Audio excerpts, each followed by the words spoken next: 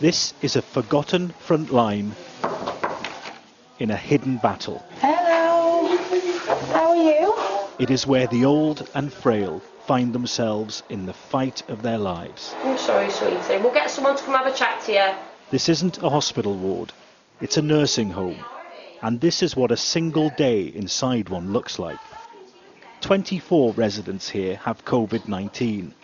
3 have died this week alone, including an elderly lady overnight. Unfortunately, she deteriorated quite steadily. We had daily reviews with the doctor, daily clinical observations, and unfortunately, she lost her fight with COVID last night. It's really sad. How did you feel when you heard that? It's heartbreaking. It's heartbreaking as a nurse, as part of a care team, when anybody loses their life. It's heartbreaking when the families can't be here because we have positives in the building. We made sure that we had a staff member in with this lady at all times, so she wouldn't die alone. Each resident with coronavirus must stay inside their room, and nurses must put on plastic aprons, masks and gloves before they go inside. Hi, John. Hiya, John. How are you feeling? John's already ill, but coronavirus could kill him. Just want to try and get you up a little bit more and just have a look at your heels if that's all right. And the nurses try their best to make him comfortable. Okay. Could do with soaking. But it's obvious he isn't, and his health is deteriorating by the hour. So I'm just washing my hands after being in a room with a gentleman who's COVID positive.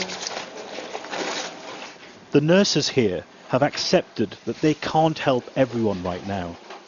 It feels horrific knowing that we're not doing enough for them. We're trying our best, we're using everything that is suggested for us to use, and it's not enough. And that's heartbreaking, really. And so more people will die? Yeah. We haven't even got to our worst point, you know. Hello. How are you? Another coronavirus patient is Charles. He ended up in hospital after suffering a fall. To free up beds, he was transferred here, and at some point he caught the virus. It's one of them things that just creep up on you, know, like flu. It was just like that, and it's all present. And then all of a sudden they said to you, you've got this virus thing, and you feel as though you want to scream and shout. Because I didn't ask for it.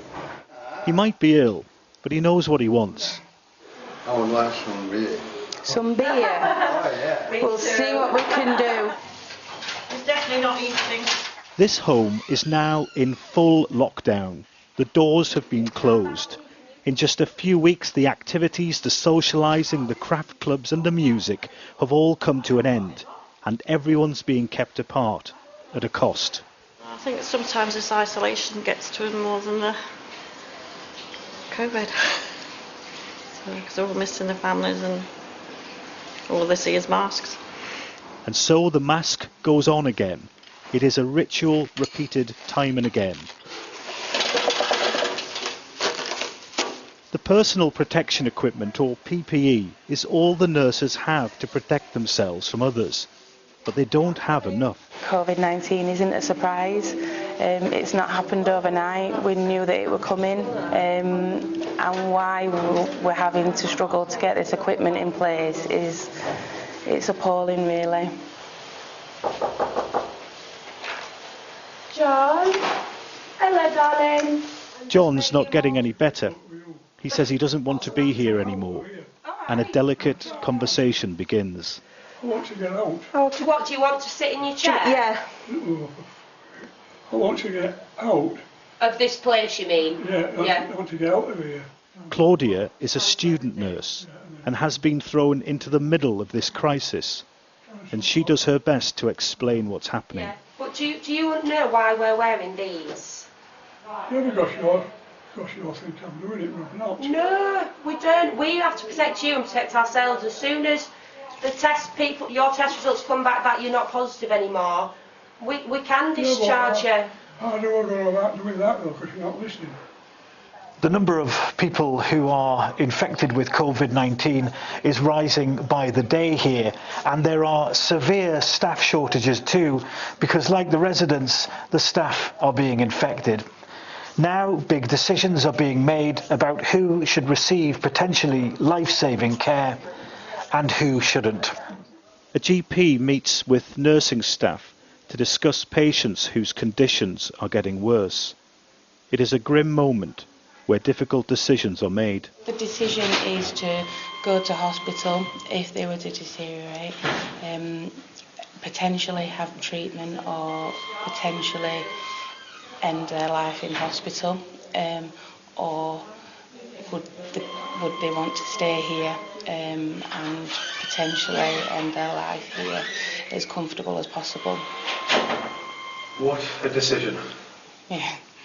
I can tell it's resting quite heavy on you. Yeah, it's tough. It's not easy. Tough. John's condition continues to worsen and the care team decide he should stay in the home.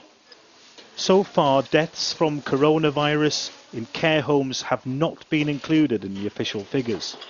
It is thought thousands have died in places like this and have gone uncounted.